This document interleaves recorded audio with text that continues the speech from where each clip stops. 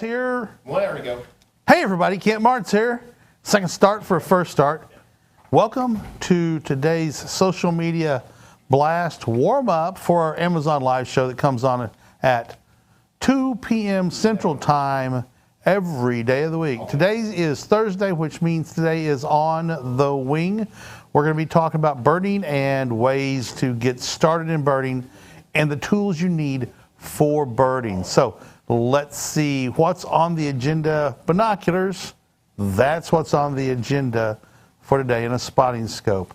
And you're going to see We're training somebody. Yeah, Tyler's running how to run. Paul, yeah, that's his name. Paul's job. He was the gorilla that walked through the basketball game.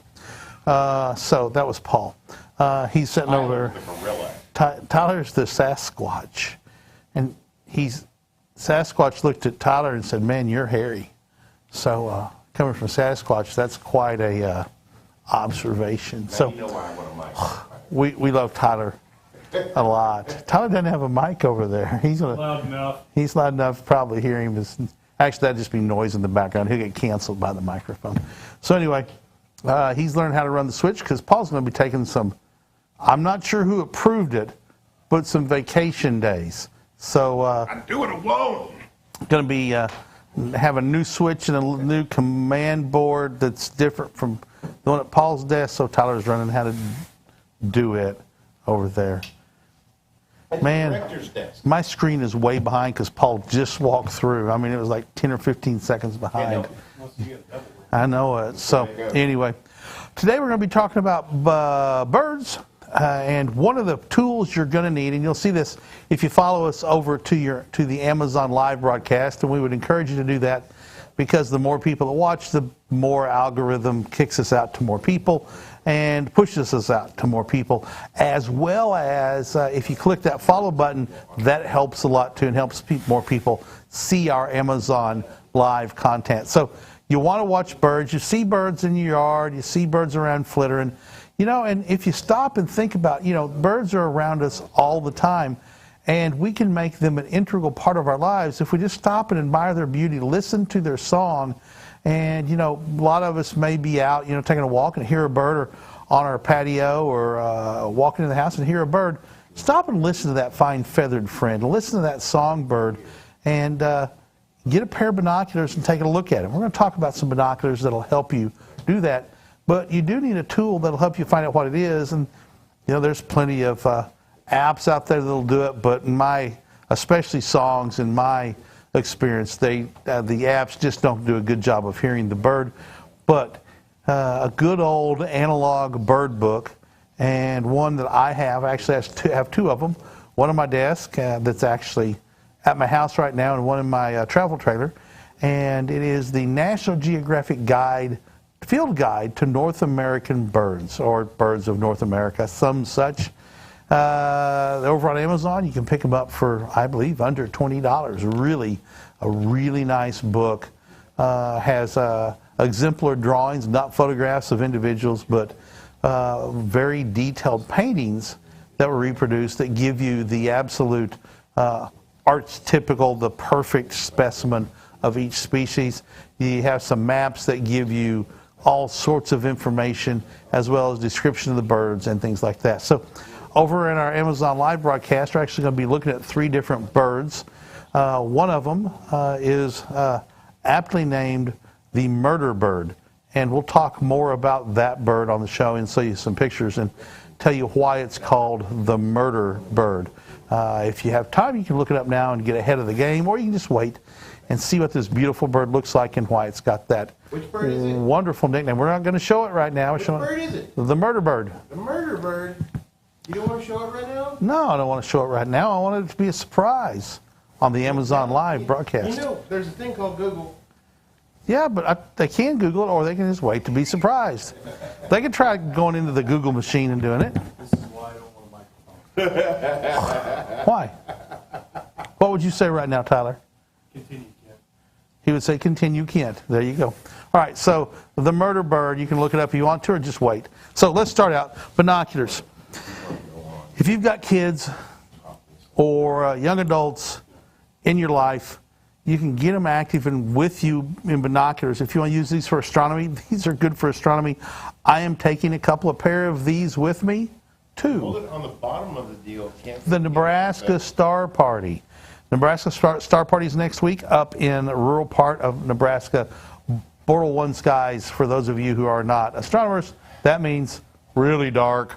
And going to be doing some great astronomy. I'm going to take these. I'm actually going to try and do the binocular Messiers with these, try and get 50 or 60 Messier objects, very fuzzies up in the sky with this pair of binoculars. It'll be great fun, and using these binoculars. What are these binoculars? These binoculars right here are the Bresser Kids Specialized Binoculars. They're named Kids Specialized, but these are real binoculars, folks.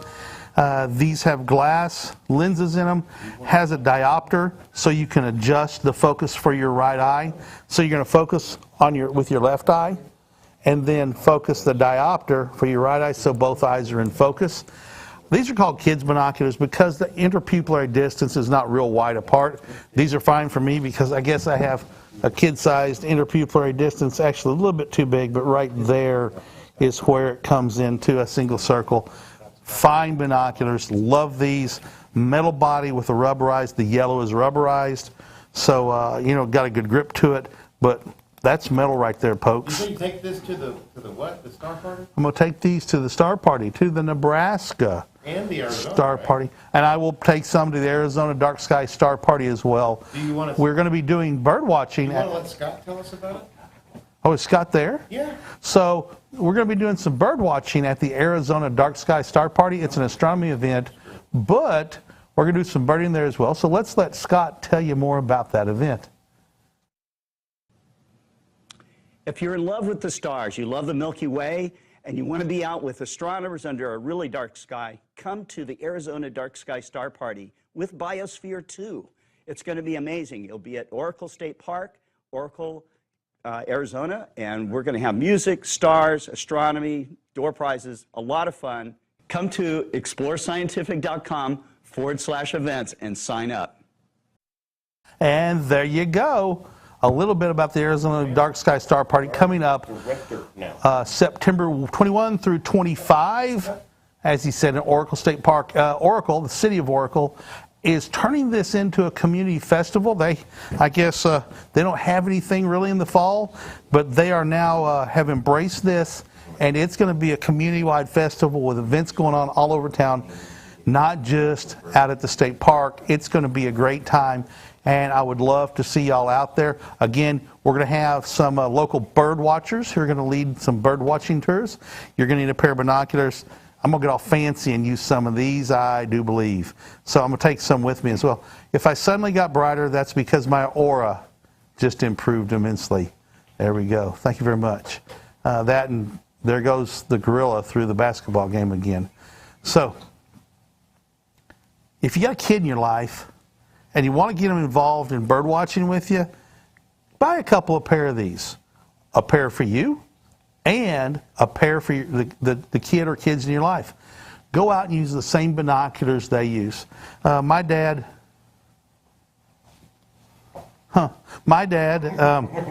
realized early on that he bought us some kids' fishing rods, and we struggled to catch fish.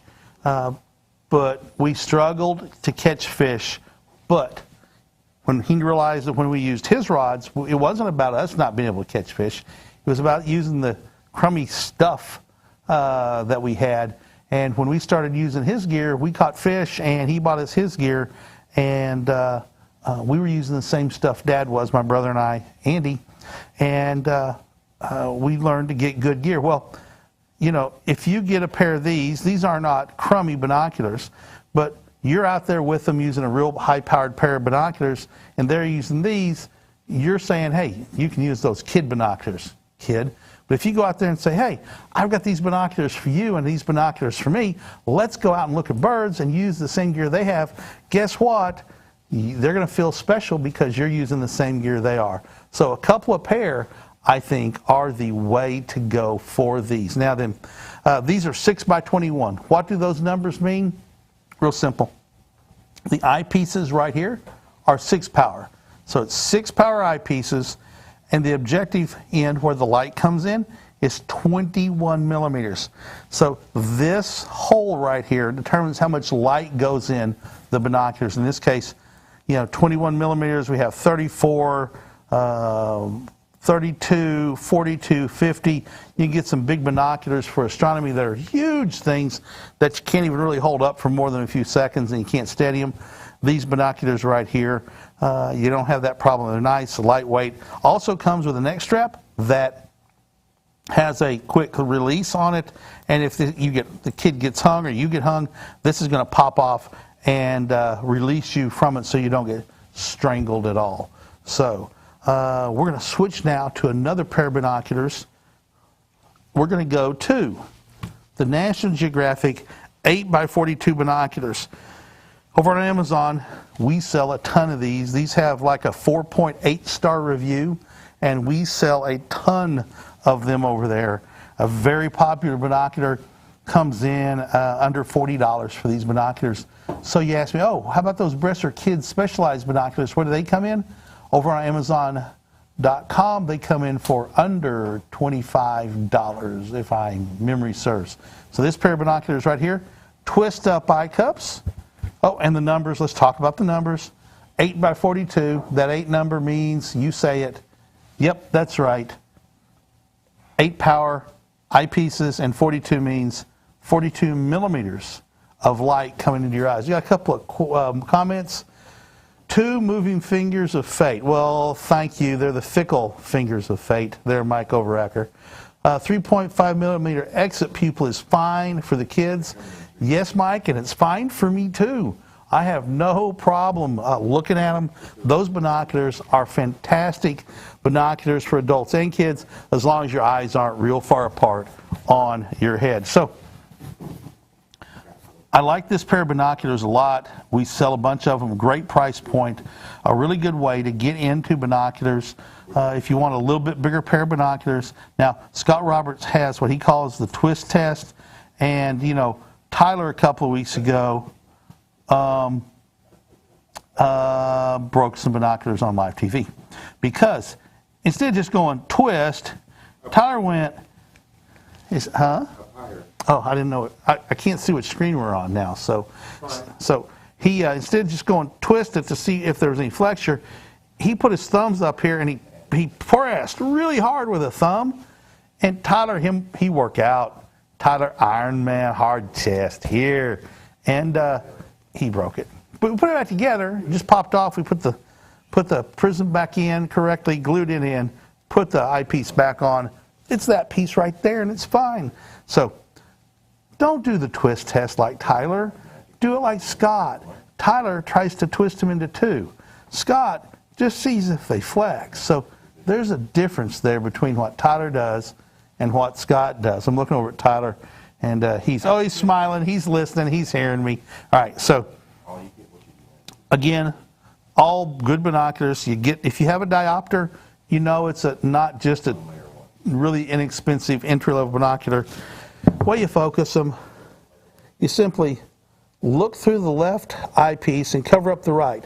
You could close one eye, but when you do this, it changes the shape of your other eye. So both eyes open, focus one eye. All right, here, get over here and look over Noah's shoulder and get it focused. Then cover up the other side. Don't turn the focus knob, but turn the diopter focuser for your right eye. And now you're focusing for your right eye. There we go. And now the binoculars are in great focus for both my eyes. Having the binoculars in focus for both your eyes, what does that do for you?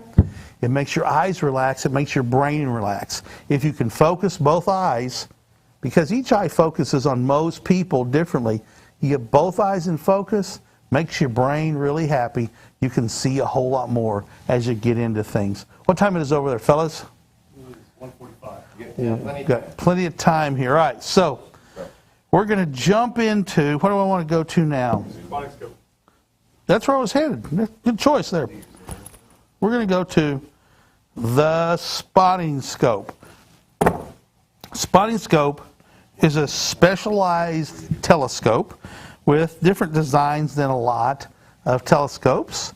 This is always hard. I need to use my right hand to get that cover off. There we go. Whacked myself in the belly. That felt good, didn't it? Yes, it did. All right, so this is a spotting scope. It's a big boy right here. It has a zoom eyepiece that goes from 20 power up to 60 power right there. So you can zoom in on stuff. Can't move the camera, so I'm going to have to move you. But right before the show, he told me to move the table forward a wee bit. So there you go. So I guess I'm You can go. framed better. I'm just trying to think what I want to say. Go. All right. Yeah, we have to fit all of you now. I have put on a little bit of weight. So anyway, has a zoom eyepiece, twist up eye cover. The focus is a coarse focus. You can move it really quick to get it close to focus, and then finalize it using the sharp slow motion focus, the fine focus. Right now, so it's an 8x20, and the objective size is an astounding 80 millimeters. So this is an 80 millimeter telescope, if you will, that's designed with a prism inside here that makes it a erect image and left to right correct. A fantastic scope. This is an Alpen Apex scope. It is a beautiful, beautiful device. The benefits of it is you can look down into it, right? Or here's a cool little thing. If you got it on a tripod and you want to turn it to a more comfortable viewing angle, you can, just like that. And so you're sitting here, maybe propped up, and then look at it, use binoculars, look at the spotting scope, whatever makes it easier. You find a comfortable viewing angle. It comes with a shoe down here that is a 1/4 to 20 shoe. That's the standard tripod thread in the United States and North America.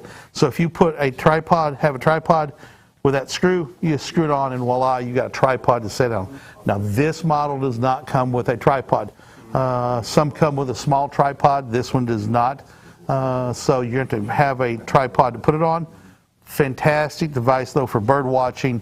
Going out in the woods and looking for deer and animals would not be good for taking out and looking in the woods as you walk because the harder to point it at something than a pair of binoculars. But if you've got birds that are a fairly good distance and like ducks feeding on a lake or marsh, that's a fantastic use for them. I have used a spotting scope exactly for that, as well as for watching deer walk across, a pasture or a wood's edge as well. So just a beautiful device. It comes with this protective sleeve. Now, this is a waterproof device. It's nitrogen purged, so all the air is forced out. Nitrogen is an inert, dry gas, so it can hold no moisture in it. Therefore, it can't fog up internally, right? So being waterproof, and it's not fog up internally, it may get dew or fog on the outside of on the glass elements, but it's not going to get inside where it can damage things. But just because it's waterproof doesn't mean you want to leave it out in the elements where it can get, soaking wet. Just because you can doesn't mean you should. You want to protect your investment as much as you can. So it comes with this nice nylon neoprene lined case that you can put it in and protect it, right? You can carry it in the case, protected. The end right here zips up, just like that, and it zips up just like that. Let me see if I can get jammed on there a little bit better. There we go. So you can get that in there all the way, but I'm not going to because I'm not going to take it. I'm going to take it back out. But you want to use it. Right there, it's ready to go. Pull the end cap off, unzip it, exposes the eyepiece and the focus, and thought of everything when this was made. This has a zipper right here. You can unzip it and mount it to a 1/4 to 20 tripod. Also, over in our Amazon Live, when we have the store going, you're going to be able to see we have a window mount. So if you're in your vehicle, you can put that on the bottom of the spotting scope on the 1/4 to 20, and if you need it, pull up and you see something you want to look at, you can pull it up.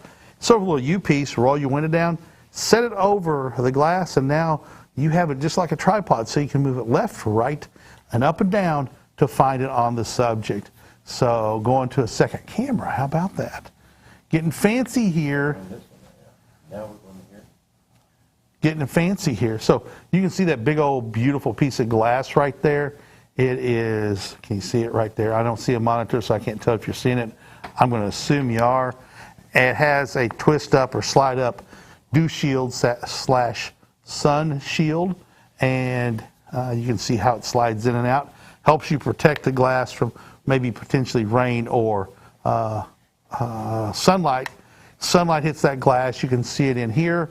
This way, if the sun's coming in, it's going to hit this and not shine off the front of the glass, making your viewing less than desirable. This is the Alpen Apex 20-60 by 80 binoculars. You can, not a binocular, spotting scope, you can pick them up at explorescientific.com. Click on binoculars and work your way to the Alpen brand, and actually spotting scopes as well. And you can pick yours up. This is an investment. You're not going to, pick this up for $75 or $100. I think it's I'm not going to quote a price, but it's around $500 for this spotting scope. This is an investment. If you are already into it and looking to upgrade what you're doing, a spotting scope is certainly one way to do it. Mike Overacker, murder of crows, absolutely, but that's not the bird we're looking at. It's the murder bird, or the butcher bird, I think is another term for that bird we're going to talk about over on. Flock of ravens is an unkindness. It is. It's true. It's Again, this is why I choose not to have a mic. I believe that. He says a flock of crows is No, flock of ravens. a flock of ravens is an unkindness. is an unkindness. Tell that to the ravens No, when after you die, they're murdered. they'll pick over Yes, ma'am. your dry bones. Hey, there's Annie. Come over here and say hi to the world, Annie. No, I can ask you something. Annie has a question for somebody. So, anyway, Alpen scope right here. All right, so what else we want to talk about? Let's talk about, what time is it? 153. 153. The Alpen Shasta Ridge binoculars. This is a fantastic pair of binoculars. One thing I like about these better, once you start getting up in Alpen, you start getting this really comfortable stretching neoprene neck strap, shoulder strap, right? Walking up there, it stopped. Everybody's playing around with cameras, and You just do your job. I like fun. I like watching it. I like watching it. A great neck strap right here really makes it comfortable to use these binoculars. Binoculars come in a nice carrying case. These are the Alpen Shasta Ridge series of binoculars. This particular binocular is, 10 by 42s, that's what I thought. Nice, compact, but yet powerful. Have a 10 power eyepiece right here with twist up eye cups. Standard diopter, nice, generous, large focusing mechanism when you get a hold of it.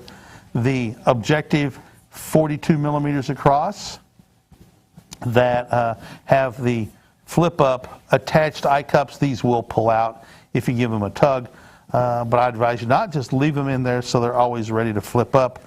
These have been redesigned from the original Alpen Shasta Ridge binoculars. The original Shasta Ridge company went out of business in like 2016, and business. They retired. they retired and didn't sell the company and shut down, folded up the tent and went on down the road. And in that time, a lot of factories that they were using closed, moved. In the case of the Shasta Ridge, the tools that were used to make them were sold or destroyed. And when Explore Scientific bought the name brand, we got no inventory because there was none left. So some of the binoculars had to be redesigned, and this is one of those pairs. The redesign made these a lot better. It's a modern design, yes, because, better machining, better glass manufacturing, better coating technologies, all of those things were implemented into the new Shasta Ridge binoculars.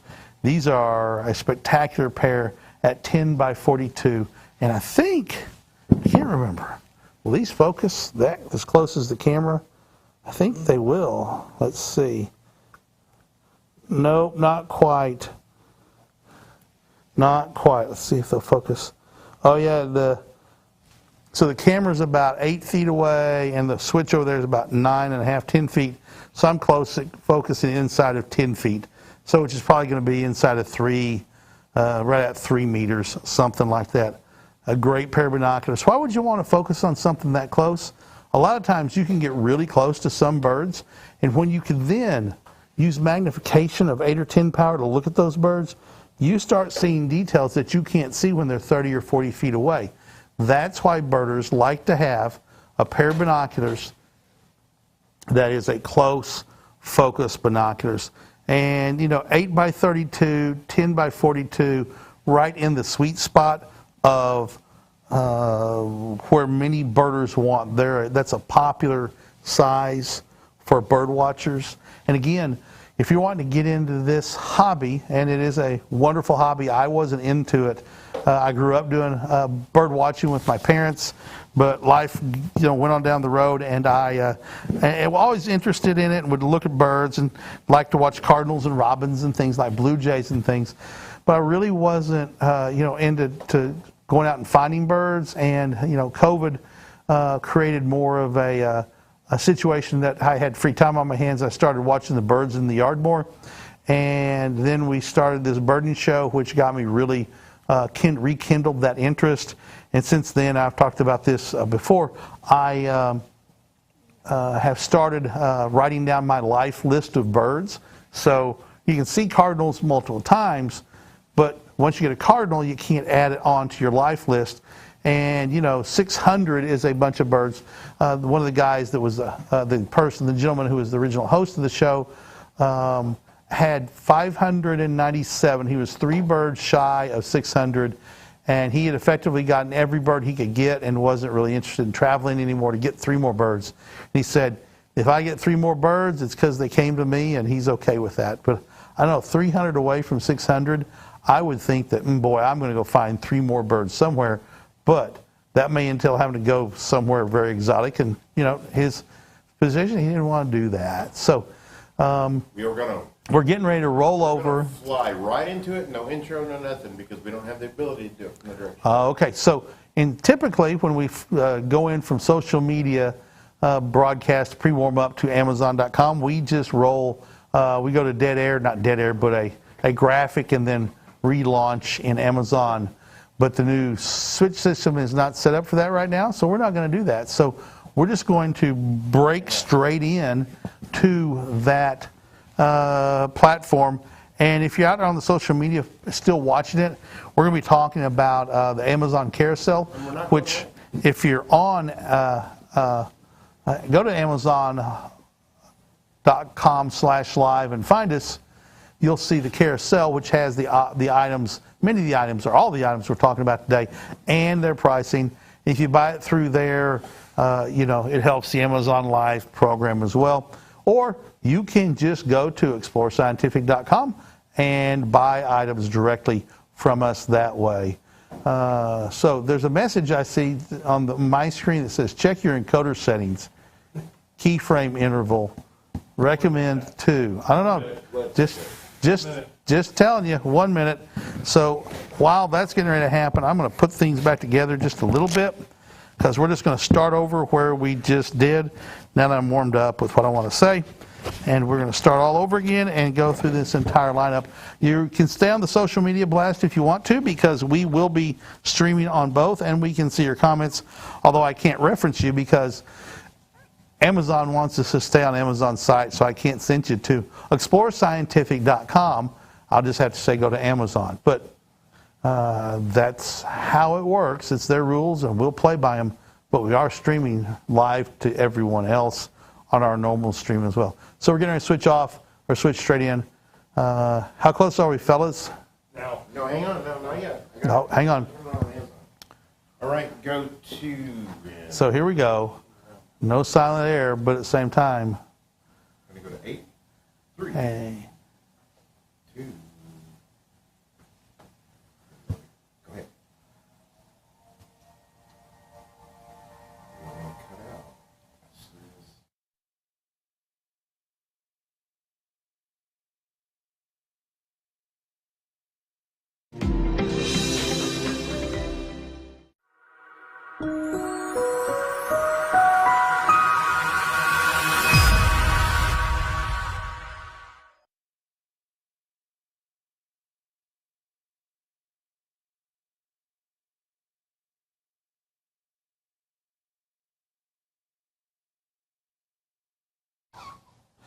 Hey everybody, Kent Mart.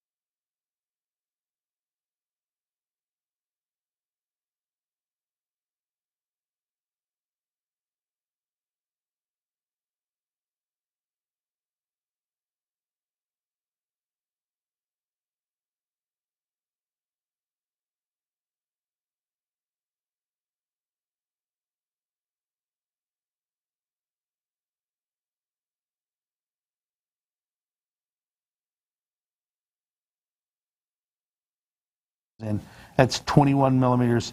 The bigger the number, the bigger the hole, the more light comes through the binoculars into your eye. These are the Bressler 6x21 kids binoculars. You can go over there right now and click on the carousel and pick them up.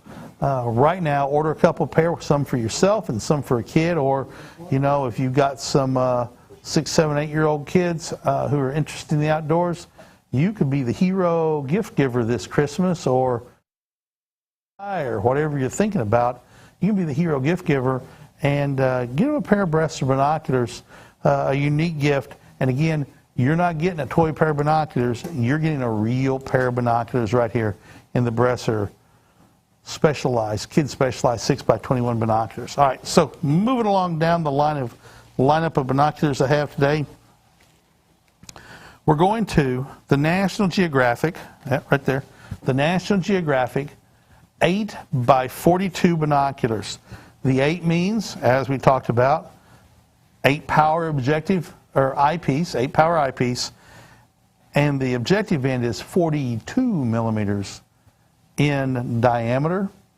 That 42 millimeters means you have a whole lot more light coming in these binoculars. Are we off? Yeah, they kicked us off of Amazon. Okay, we've been kicked off of Amazon for some reason, and who knows why. They don't like you. They don't like Tyler. Tyler's the thing. We haven't been kicked off in a long time. It was Tyler's presence, his aura projected through the internets, and they sensed his presence, and they dropped him like a hot potato. All right, so going on. How do we want to handle this? Keep going. Keep going. Okay. The National Geographic, the show must go on. The National Geographic 8x42 binoculars are a fantastic pair. They sell well on Amazon. They're, what, Noah, 4.8 stars, something like that? The National Geographic 8x42s. Yeah, they're up to 4.5 somewhere. 4.5, somewhere in that neck of the woods. That's a high review rate for an inexpensive pair of binoculars. That's an impressive review rate. So one way to test binoculars to see if they're decent or not is the first test is the Scott Roberts twist test. He'll take a pair of binoculars and just twist them like this. Unlike Tyler Roberts, one of my coworkers. Tyler Bowman. That's it, Tyler Bowman. Tyler's a strong fella, and when you say twist them, see if they flex, he takes that to mean see if you can twist them in two. And he can twist things in two or knock the end caps off or something. So we're not letting Tyler do that anymore because Tyler breaks things. And yeah, if you run over anything with a car, you're probably going to break it. If you take a pair of binoculars and try and twist them in half, you're going to damage them. That's not the twist test. That's the destroy test. The flex test is give them a little wiggle and see if they wiggle. This pair doesn't wiggle. That tells you the mechanism that holds the two halves together is a solid, great pair of binoculars. It's got a really good hinge point on them. So binoculars, you can swing them just like that. These have, let's just see, compare the interpupillary distance. As you can see, this has a few more millimeters, maybe as much as a centimeter, at least 5 or 6 or 7 millimeters difference when you go from the center to the center. So that's why these are kids' binoculars. They're just a little bit narrower. Otherwise, they're a great pair of binoculars. Just can't fit your eyes far apart. Or if you like Paul Newton, the director, his eyes are so far apart, they're back here by his ears. I exaggerate only slightly, but he can't look through most binoculars because his eyes are too far apart. And the interpupillary distance is just not enough on binoculars. You forget we're training today, which means that I'm free to walk up here. I'm excited about that, Paul. That's weird. And see, his eyes are really far apart. His eyes are really far apart. All right, so I think we're back up on Amazon now. Sorry about it dropping off, and welcome back if you were with us to the Amazon live broadcast. We'd love for you to go to, easy to find us, go to Amazon Live, amazon.com/live, and search for Explore Scientific, and you'll find us as you've done here on the Amazon live stream. So these are the National Geographic. There's the logo. 8 by 42 binoculars over in the carousel right now. You click on it, it'll take you to that page. You can read the reviews, see the star ratings, and make that buying decision. If you're wanting to get into birding or sports watching, or need a pair of binoculars for something, this is a great, inexpensive yet really solid, rugged pair of binoculars that will get into it. Now these are fully coated binoculars, meaning the binocular has coating on this surface of glass and that surface of glass. So if it's fully coated, that means the air-facing surfaces have coatings on them that enhance the brightness, enhance the sharpness, things like that. So moving along to another pair of binoculars. These are the MagnaView 8 by 25s. Now, the difference is, I shift now because the difference is these binoculars are fully coated, fully multi-coated, meaning fully, both air-facing pieces of glass have coatings on them, but multi-coated, mini-coating, the images, the glass surfaces inside that have light going through them are also coated with special coatings, again, to enhance brightness and sharpness and contrast. This pair of binoculars is an 8 by 25, so 8 power and 25 millimeters. This pair of binoculars is small, compact, folds up in such a way, as you can see right there, folds up like that, so you can put them in your pocket. So you can put them in your pocket, like in the shirt I'm wearing, right here. You can put them in your pocket, switching the camera to show my pocket. There we go. Right here in my pocket in my Habit brand shirt. Now, Explore Scientific Habit is not an Explore Scientific brand. I wear a lot of them. So we thought, why not just go ahead and put them up in the carousel? I love these shirts. They're wicking. They have sun protection in them. They have vented back. Very nice, nice baggy shirts. And Kent loves a nice baggy shirt for sure. And wear them all the time. In fact, I've bought some, and I'm going to next week, when I'm back in 2 weeks, you'll see me with an Explore Scientific logo right there. So if you want to carry a pair of binocular with you, right here, we can get you some, Paul. We can get you some. Do I have to pay for it? I have a guy, yes, just like I did. Just like I did. So, actually, you can go over to the carousel and pick one up right now. Great shirts. You select it in the carousel, too. You can select it in the carousel, click on it, and check it out, and then buy it. All right, so these are Alpen MagnaView. Alpen binoculars have series, MagnaView, Shasta Ridge, Teton, Apex, goes down the line. As you get down the line, they get more expensive. What drives the expense up? Better glass, better coatings, better metals inside, all sorts of things drive up, make it cost a little bit more. If you're on Amazon Live right now and would like to give us a shout out and tell us you're there, we would love for you to do that. You can click that chat button and talk directly to us. If you have a question, we'll be excited to answer that question, have a conversation with you as well. Always fun to have viewer interaction about whatever we're doing. If you know we do astronomy as well, and you have an astronomy question, you can ask it as well. BirdWatching, if you want a question about any of our educational and toy products, ask us about that as well. Annie has a show on Tuesdays that is about toys and fun stuff. I call it Fun Day Tuesday. Nobody's come up with a name otherwise. So, Educational Tuesday. Educational Tuesday. Boy, that has a ring to it, doesn't it, folks? Educational. Annie Tuesday? Annie and a Tuesday? Yeah. Could be. MagnaView, 8 by 25 binoculars. Once again, nice compact pair of binoculars, so you can carry them with you all the time. They have a strap that comes with them. I just don't put them on because putting them back in the box is more difficult, but has a strap and a case that comes with them as well. Great pair to carry with you, really easy, really compact. That's exactly why they were designed the way they were, to be really compact and really easy to carry. A great pair of binoculars from Alpen Binocular. So moving along, this is the Alpen Wings.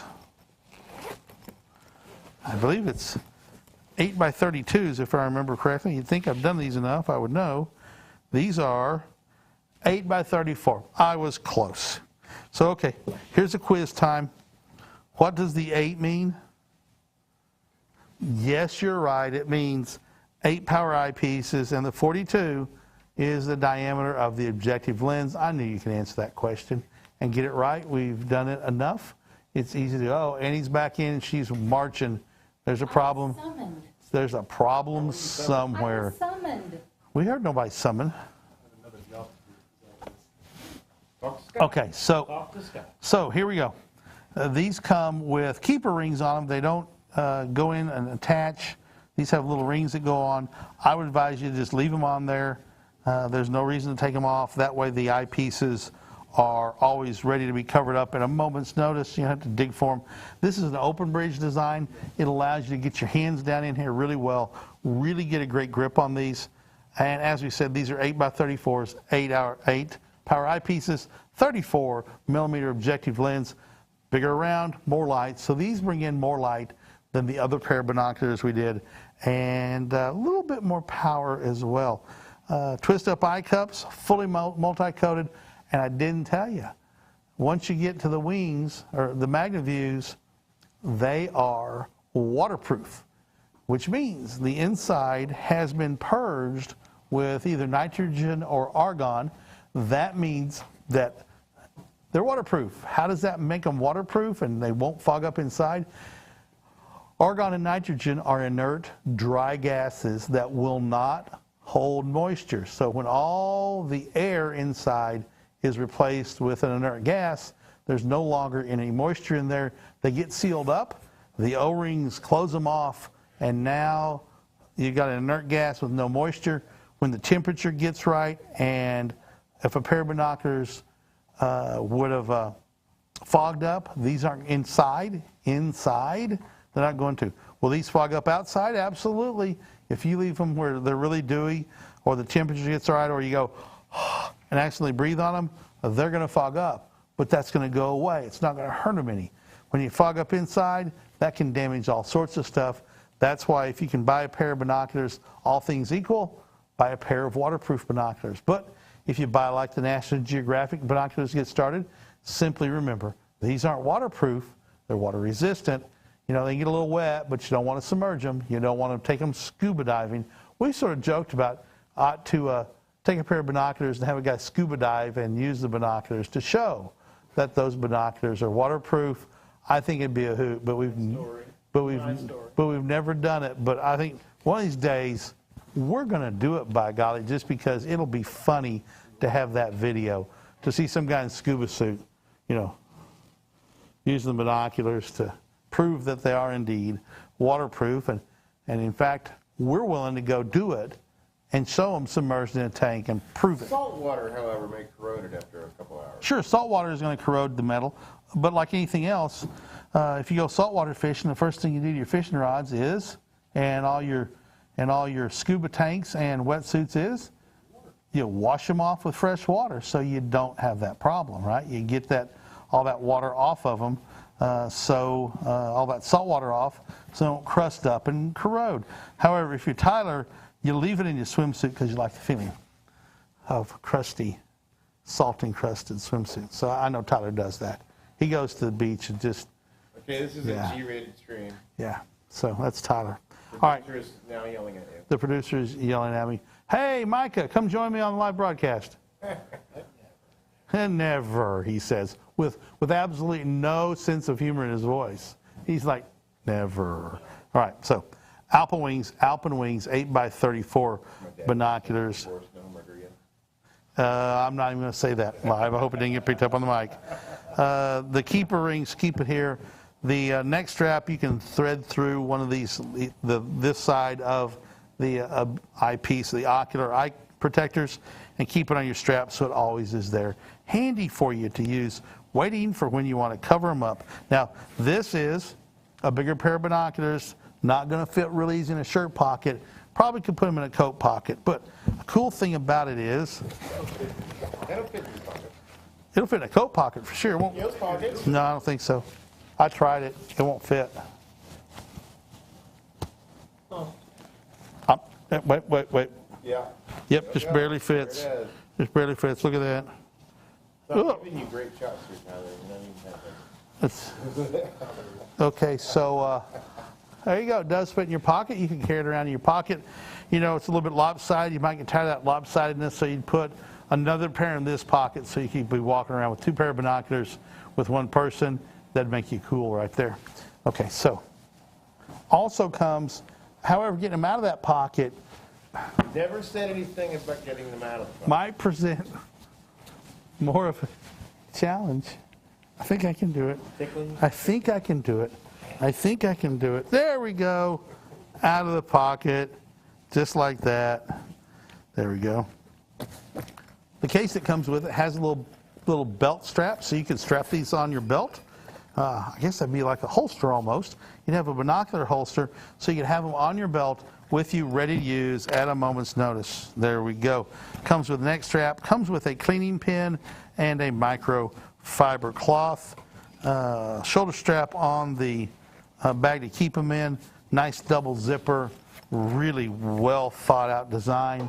You can go over the carousel right now, pick these up, click on them, take a look at them, and pick them up for the low price that they are over on the carousel.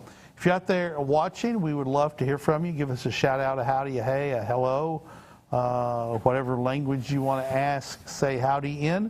We can give you a shout out back. We love to have conversations and questions from our viewers out there today and every day.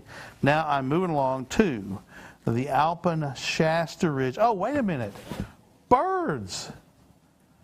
Birds. We have some birds today. So what are we going to do for the birds? How's this going to work? We're going to wing it. Very good. Very, very good. Bird 1. All right. Bird 1, bird 2. Bird 1 is the murder bird or the butcher bird. Is that correct? Number 1.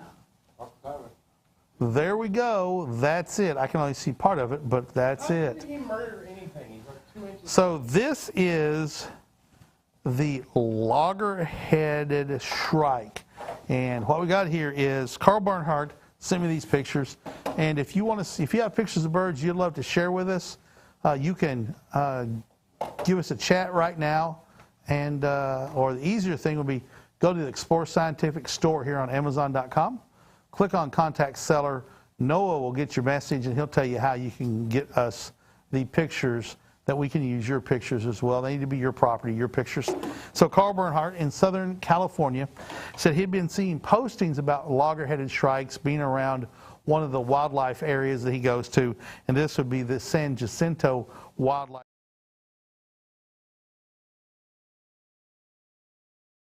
Three different locations and took pictures of them. That's the pictures we have here. Here's a fantastic one as well. That is a beautiful picture of the logger-headed shrike. Thick body.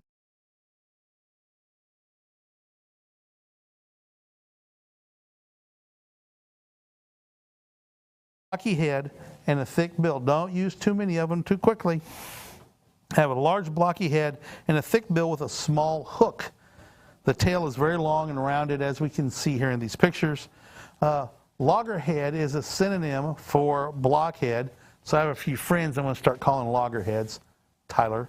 That refers to their unique bird's head in relation to its body. How big is this bird? It's about the size of an American robin. So it's a gray bird with a black mask and white flashes in the black wings. Bird picture. You live. Bird picture up while I'm talking about the bird. That easy. Yeah. Bird picture. The gray head contrasts with the wide black mask, black bill, and white throat.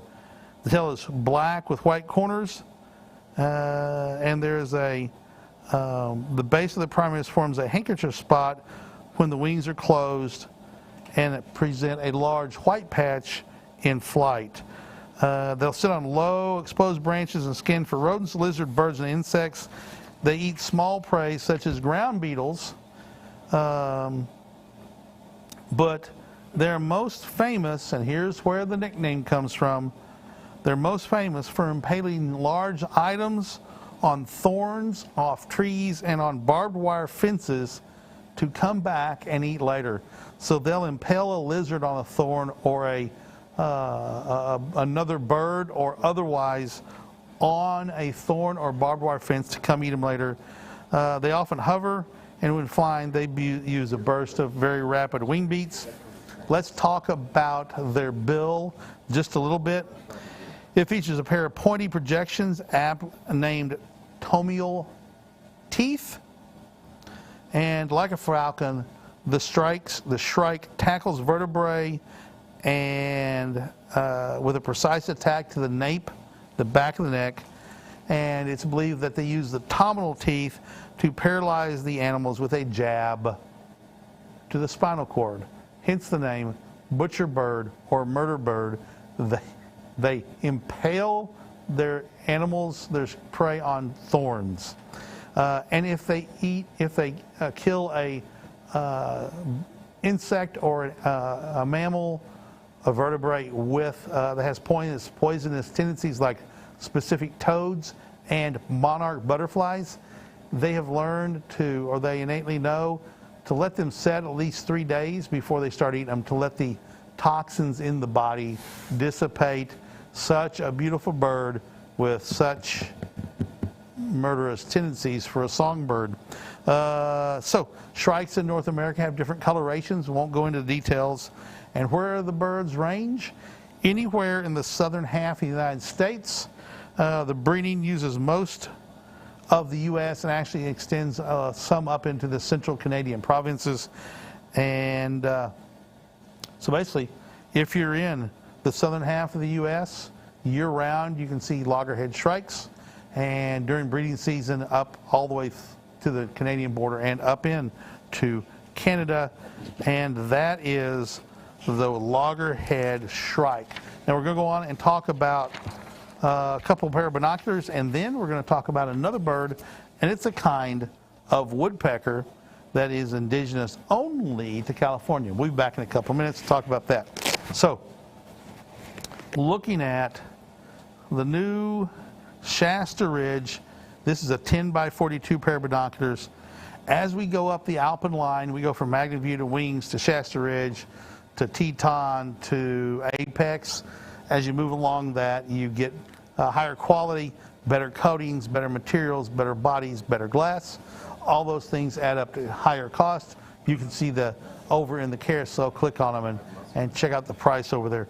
This is a beautiful pair of binoculars, re-engineered to take care of modern manufacturing processes, especially in the glass that's created and in the coatings of that glass. A really nice, comfortable design in your hand.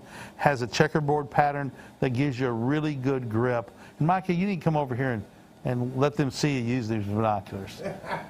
He just shook his head, no. So twist up eye cups, all good, all really good binoculars are going to have them.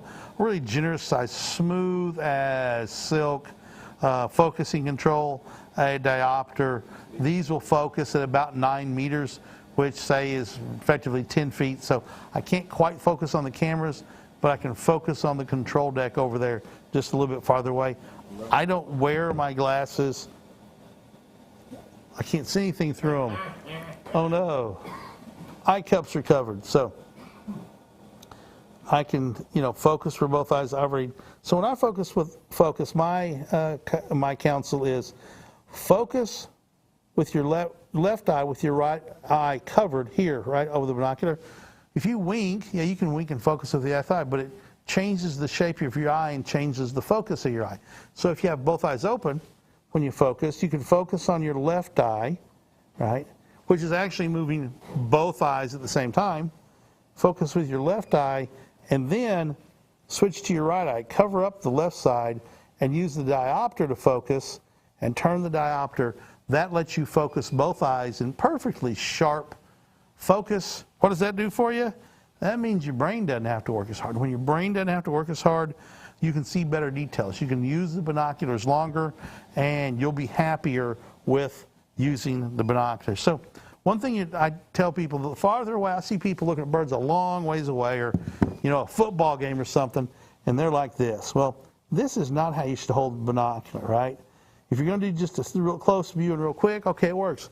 But if you're looking at something a long ways away, put your elbows in, right? Elbows in against your chest. Get a hold of the binoculars, bring them back, and put the binoculars up against your eyebrow ridge, your eye socket. And now you're going to not bounce as much. Every time your heart beats, your hands move. If you're out here, your muscles are not perfect. You can't hold them still.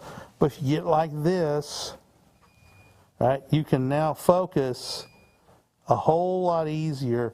And because you're steadier, you see significantly more detail than if you're just doing this number right here.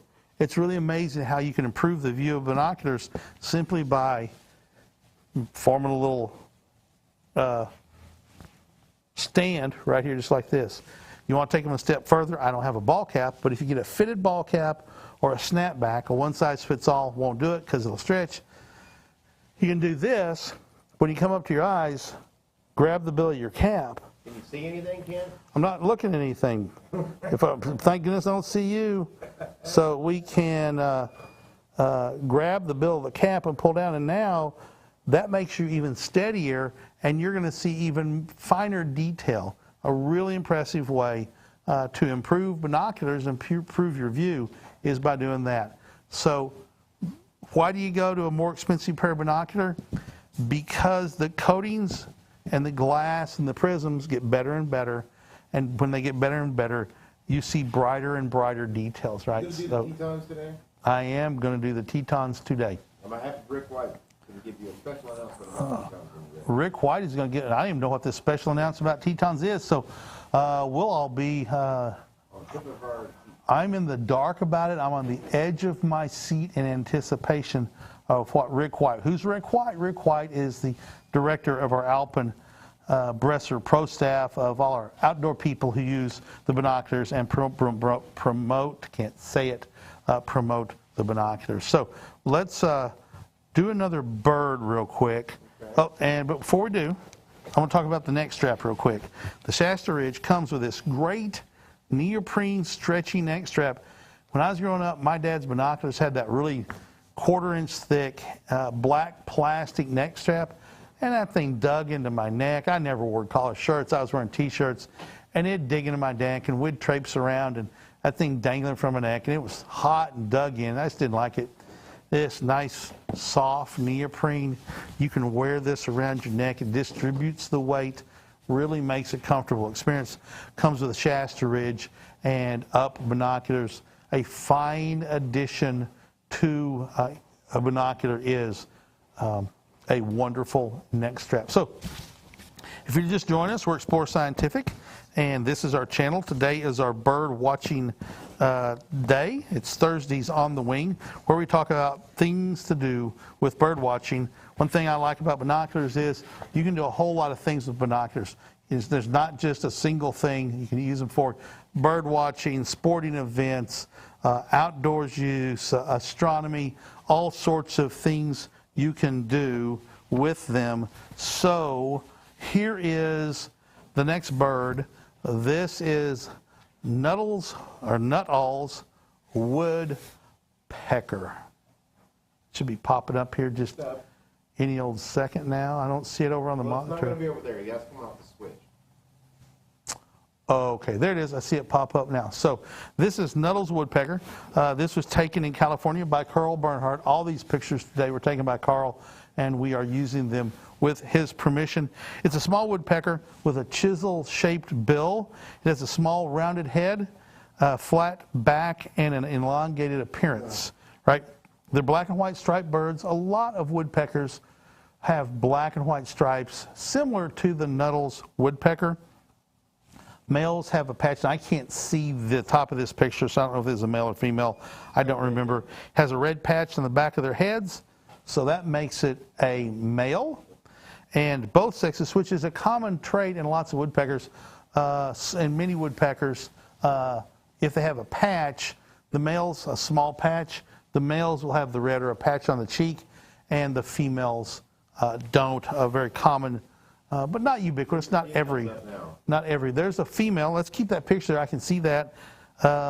So the female and male both have two narrow stripes across their cheeks. So you can see that right there, the narrow stripes of that female, right? The back has narrow black and white horizontal bars with a solid patch on the upper back. Underparts are whitish with spotting and barring on the flanks. Juveniles are grayish.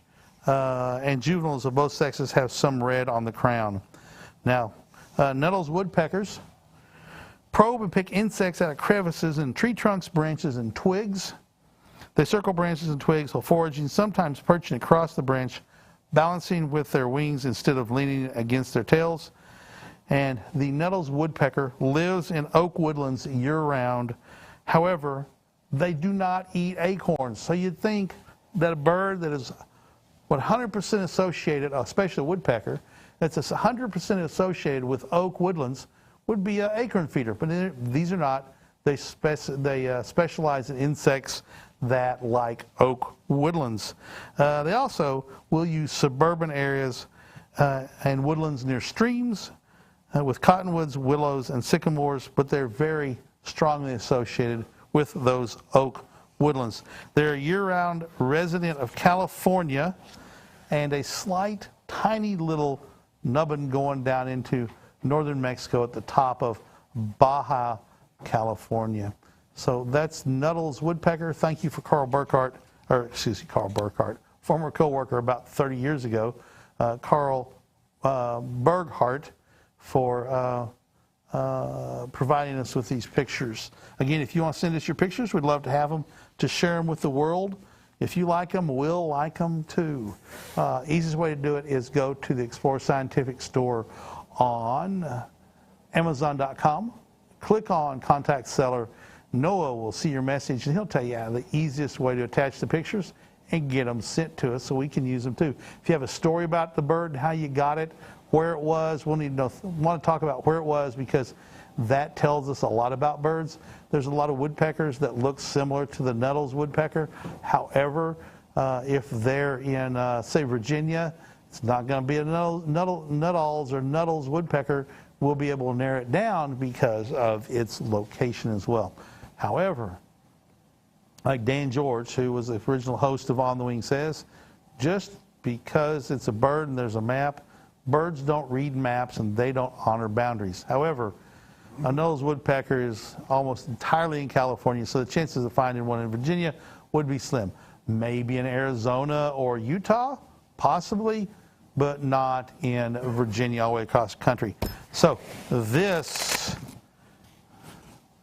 peel these out here, of the Alpen Teton binoculars. These are, and I'm going to wedge it in there real tight, these are the 8x42 version, 8 power by 42 millimeters.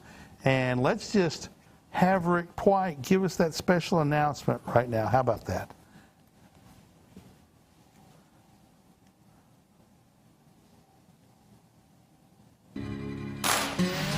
Well, the deer are just starting to come out. Hi, I'm Rick White with Alpen Optics, and I want to talk to you a little bit about the new Alpen Teton binoculars. ED glass, multi-coated lenses, magnesium body, and Abbey Koenig prism. Now, people wonder, what's an Abbey Koenig prism? Well, it's a longer prism, and it's a V-shaped prism that allows 94% more light into a pair of binoculars. Waterproof, lifetime warranty, doesn't get much better than that. If you're looking for a great pair of binoculars, and I mean a great pair, check out the Alpen Teton binoculars. You'll be glad you did.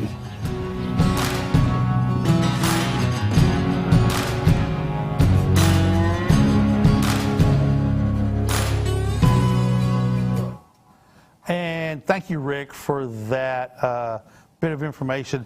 The Abbey prism is what makes these.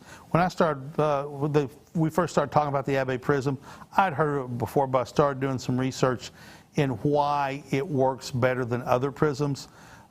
It's named after a person who invented it. Like Rick said, it's a longer prism that is a really V-shaped, not square. And that causes a different, much sharper reflection on those interior glass surfaces that create a much brighter, much crisper view through the binoculars. Why aren't they used in all binoculars? Because those are expensive to make and they're harder to make. And so that increases the cost. But with that increased cost comes a fine pair of binoculars. Now, when Paul was out filming that video we just saw, he picked up a pair basically almost at dark and looked out in the woods. About 25 minutes after I shot that. Yeah, so looked out in the woods and was shocked. It was like he was seeing in the dark, and it was really still bright and beautiful in the eyepieces. So this is the Alpen Teton 8x42. They come in different sizes. This has the Abbey Prism, as Rick said. These are fully multi-coated with ED glass. What's ED glass? Extra low dispersion. It's a specific kind of glass inside here. This is designed to not disperse light, to keep it all the light together in focus. Another thing that makes the binoculars even better, the ED glass, the fully multi-coatings, the Abbey Prism, all these things are designed to work together to put sharper, crisper, more light into your eyeballs, making this pair of binoculars a fantastic investment.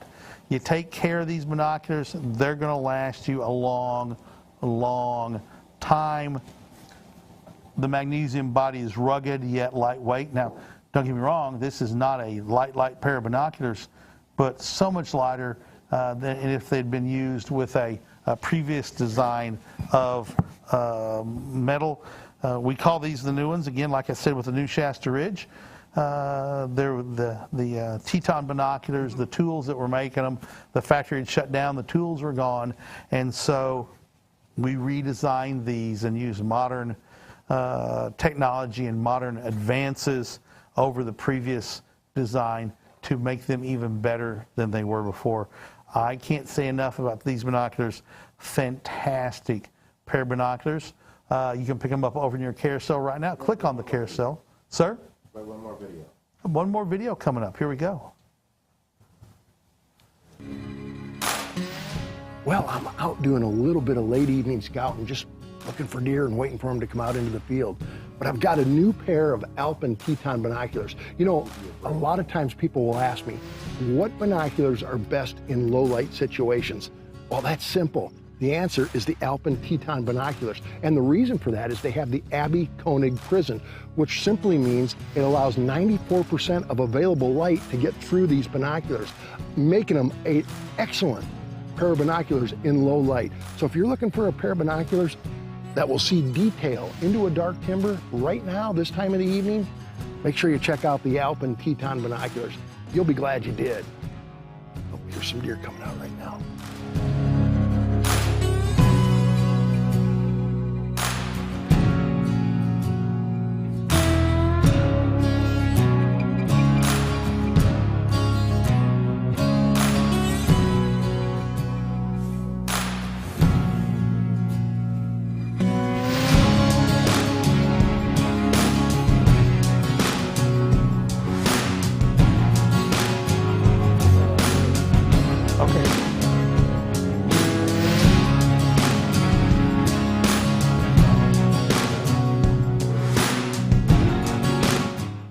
And there we go. Once again, Rick White. And boy, Paul, I'll tell you, that background almost looked real.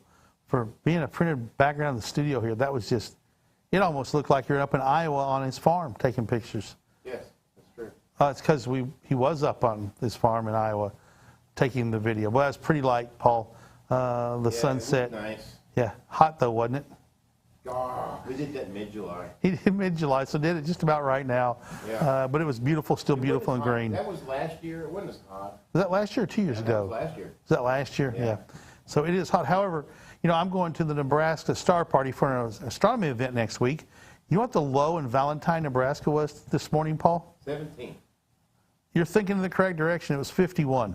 Not bad at all. Well, it's almost to Canada. No, it's in Nebraska. You got two whole states. You got the Dax between there and Canada. Right. and it's still getting up into like high 90s today. So a pretty good temperature swing. So anyway, while I'm up there, I'm going to be doing some birding as well. And when I get back, I'll report on what birds I managed to scout out. You know what? I'm going to guarantee one bird, house sparrow. You know what, Ken? No, what, Paul? So I'm sitting here. I guess my microphone's working. Yeah, it's working. So I'm sitting here. I'm thinking, how am I going to get that audio or that pair of binos there on my tripod? Ah, yeah, we haven't talked about that in a while. So you've got a tripod, right? And you want to get tired of holding up the binoculars because they can get very heavy. And even though you're doing this business to hold them up, your arms are still getting tired.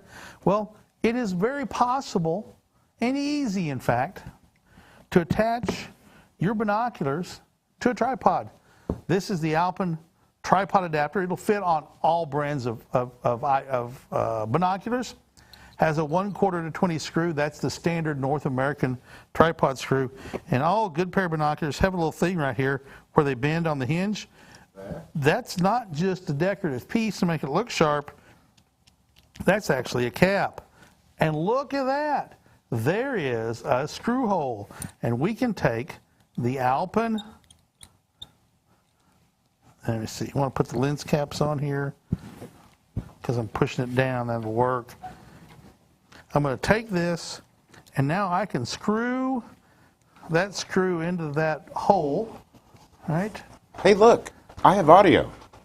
Paul has got audio, darn it. So, and tighten that up, and voila, now, look at that.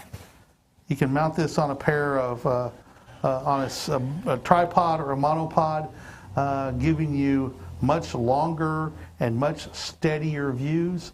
If I was going to go out in the woods, I would use a monopod. What's a monopod? It's a one-legged stick with a, in this case, an ability to put a camera or a tripod adapter on it.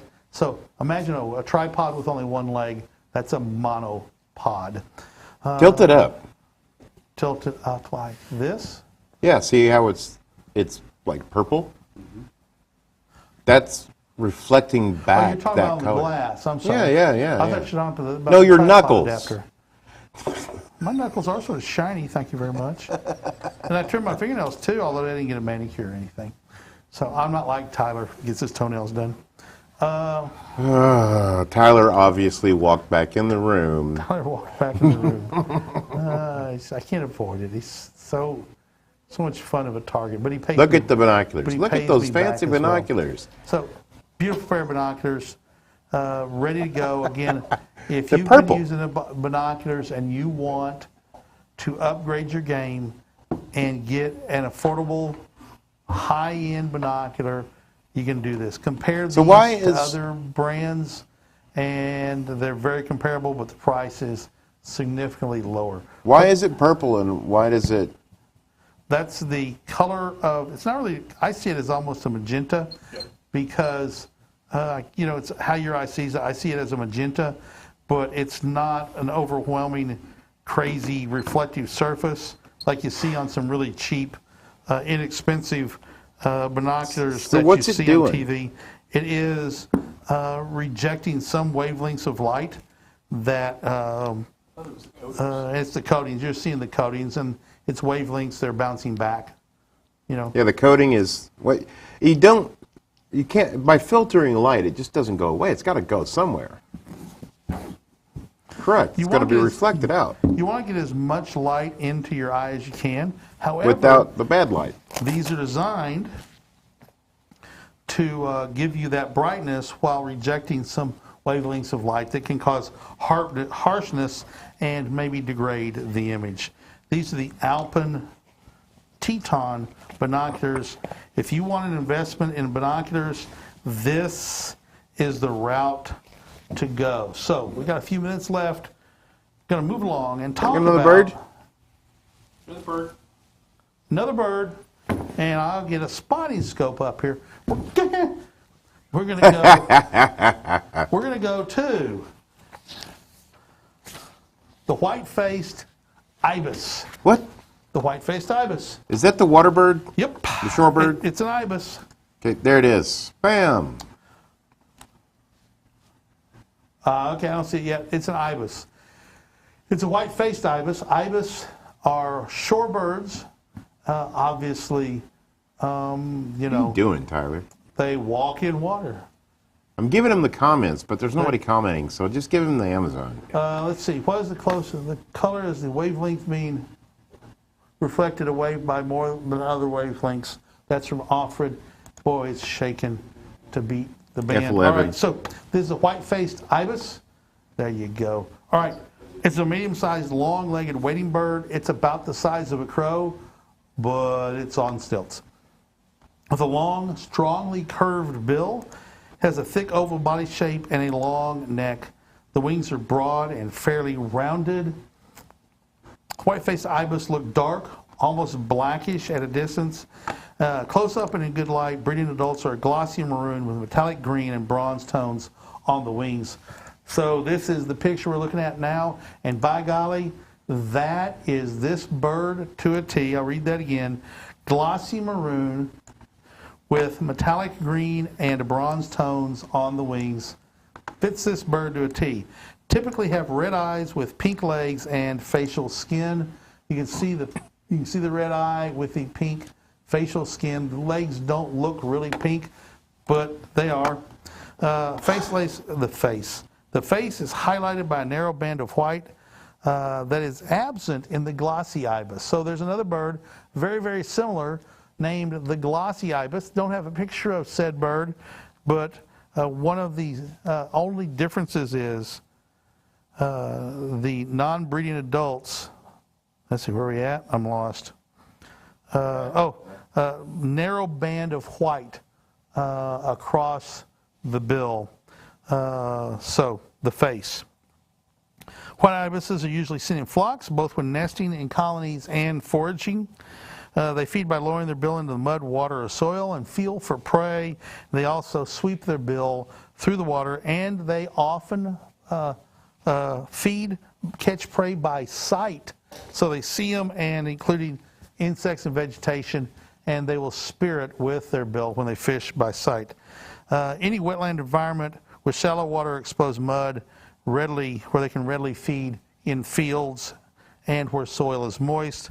This is the bird of the southwestern United States, stretching west from the Mississippi River to the Pacific coast, and from the upper plains south into much of Mexico and down into Central America.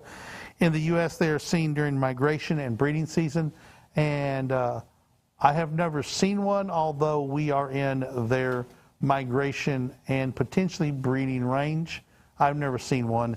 I have to go out and look for one of these birds, but quite a challenge to find them. So we're going to talk about the last thing today. This is, I'm working on it. Had it setting and it fell over because of Tyler. I try to blame as much as I can on Tyler. Some of it he deserves. This is the Alpen Apex, which is top of the line, spotting scope. This is a 20 power eyepiece to 60 power eyepiece, so it's a zoom eyepiece. We can start out low power, find it, get it centered up, and we can then zoom in by turning the zoom eyepiece. Has a coarse focus knob. When you turn it, this other knob just spins like a going Jesse. That's because it's the fine focus. You can touch the fine focus and go from there. So I'm not on. I'm sitting here talking about it, and I didn't talk about what's on the screen. No, you're talking about So what's on the screen. anyway, yeah, but I want to talk about what I'm talking about. So this has an 80 millimeter aperture right here. Look at that big old beautiful piece of ED glass, low, extra low dispersion glass, bright, contrasty image in here. Has a fantastic prism that gets things right side up and correctly oriented. Look at that. You can see that it has a slide up rain shield, sun shield. So if you're getting glare from a high sun, you can slide the seal out and you can shade the glass. One cool thing I like, it does have an attachment for a tripod. One cool thing I like is you're not just stuck looking at it at this angle. So if you wanted to sit down on something and rotate the spotting scope over and have it on a tripod, sitting there, you can find an angle that makes it really easy and comfortable for you to look through. Instead of having to bend over and look down, you can get a better angle for it. That's a nice added feature to this spotting scope. It is waterproof. So again, it's been argon or nitrogen purged. So all the air's gone, there's no moisture inside, so it's not going to fog up. You can attach a camera to this and take pictures through it. It comes with, this is what I like, it's waterproof, but it's expensive, and you want to take care of your investments. It comes with this carrying case, and there's a shoulder strap with it. But what I like about this carrying case is, just because it's in the carrying case doesn't mean you can't use it, right? So if you want to keep it in the carrying case, unzip the end, pop the dust cover off. You can mount it on a tripod right there. Cool little zipper exposes the foot, so you can attach it to a tripod, and then you can see that you can access the focuser and the eyepiece while still keeping much of the spotting scope protected from the elements. This is the Alpen Apex 20 to 60 zoom by 80 millimeter objective lens spotting scope. A fantastic upgrade to your kit. If you're looking for something to up your game, if you want to go out and look for game out on hillsides, look for birds, eye view spotting scopes in the wintertime, looking at flocks of ducks and geese out feeding in fields and on the water, trying to identify the species. Something like this is a fantastic tool. You know, at 80 power, you can reach way out there and identify birds that with a pair of binoculars you can't really identify. A really nice pair of binocular or spotting scope. One thing I like is it's got a 45-degree viewing angle that allows you the ability to look down into it, as opposed to the straight throughs. The eyepiece is here, and then the prism, and it goes down in. Those are, to me, a little bit harder to use, but for some people, that fits their needs. So, what do we have here? Any more comments? No more comments. It's about time to wrap up the show, folks. I appreciate you spending time with us today. Thank you for the gift of your time with us. If you're on Amazon Live and haven't done so and you've enjoyed what you've seen, click that follow button so you get notified. So when we go live, you get notified of all of our content Monday through Friday, 2 o'clock Central Time every Monday through Friday. Tomorrow is going to be focused on astrophotography, and then next week I will not be here to host any of my regular shows, which is on Monday is How Do You Know, where we talk about different things in science. Tuesday is Fun Day Tuesday, or fun, What was it? educational Tuesday. What was it? I don't know. I like Fun Day Tuesday. Anna Tuesday? Any Tuesday or something like Yeah, that. the antidote or I Anna. don't know. So Wednesday is can't First remember. Light Chronicles. Thursday is On the Wing, where you have today. I won't be here next On week. the Wing. However, if we have good enough cell service out in the wilds of north central Nebraska, Merritt Reservoir to be exact, I'll be doing some broadcasting out there. You should do the if whole we can. show from there. Boy, that'd be fun, wouldn't it? Yeah, with Do a stand-up with an iPhone in the heat. on location. You could do it. You take. Aren't you Actually- taking your actually, trailer? Afternoons, so we're going to be at. Aren't you taking your trailer? Yes, but the trailer's not going to be where I'm going to be for most of it. It's not going to be close to the observing field. We will be in Valentine for some field schools and stuff. I might broadcast from there because I know Valentine has better cell reception. Don't forget my book that you can't buy. And don't forget Paul's book that you can't buy. It's over there in the carousel as For well. some reason, it's still on Amazon, but you can't buy it. Dumb, right? Dumb right. So, we're done. It's 3 o'clock. I want to thank Paul for what he's done to adding to our abilities. We can now broadcast effectively 24 hours a day, 7 days a week. We're going to be streaming our Amazon content 24 hours a day, 7 days a week until we go live. And Tyler is going to be learning how to do the studio a little bit, and Lucy as well. You'll see Lucy on Tuesdays helping Annie with her show. And over in the Computer Central Marketplace, Noah Menard. And I always ask him to give us a wave, and here's what he did today. The old double hand hello. We appreciate that, Noah. Thank you for the He's great just work making you do. stuff up, isn't he? Yeah, he's getting wild, man. He's gone to a two-hand wave.